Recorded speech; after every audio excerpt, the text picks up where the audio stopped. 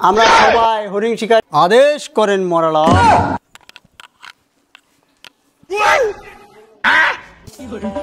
রাজা মশাই আসিতেছে, সবাই হাজির হ।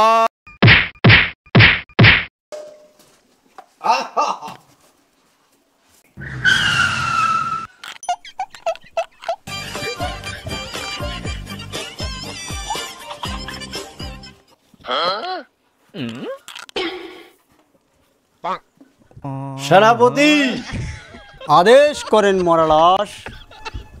শোনো, সেনাপতি উজির নাজির, তোমরা শোনো, আজকের দরবারে আমি একটা নতুন ঘোষণা দেওয়ার জন্য প্রস্তুত হয়েছি। আগামীকাল আমি হরিণ শিকারে যাব, এই রাজ্যের ভার আমি উজির নাজিরকে দিয়ে যাব, সেনাপতি আমার সঙ্গে যাবে। যথাজ্ঞ মহারাজ। সেনাপতি আদেশ করেন মহারাজ। শোনো সেনাপতি শোনো, আমি তো বিষম একটি ঝামেলায় পড়ে গেছি। তোমার রানীমা তো আমার সঙ্গে হরিণ শিকারে যাবার জন্য পাগল হয়ে গেছে।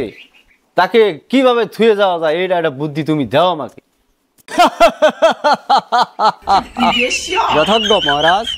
রানীমাকে কিভাবে তাকে বোঝাতে হয় আমি ঠিকঠাক বুঝিয়ে নিব। ঠিক আছে? ঠিক আছে, তোমার প্রতি আমার একটা ভরসা আছে, তুমি কিভাবে বুঝাবে।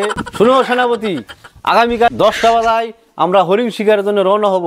তুমি এখনই যাও, রানীমাকে কিভাবে বুঝাবে তুমি বুঝাও। যথাজ্ঞ মহারাজ, আপনার আদেশ আমি অক্ষরে অক্ষরে পালন করব।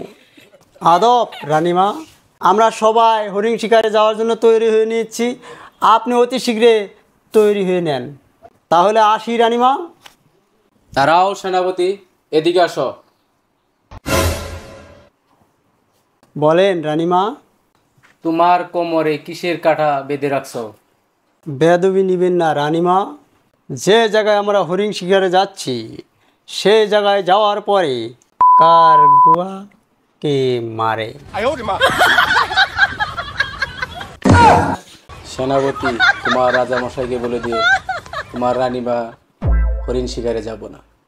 যথাজ্ঞ রানীমা, আপনার এই জ্ঞানের জন্য আমি 1 বিড়া পান 3টা সুপারি দেব। ঠিক আছে, থাকে।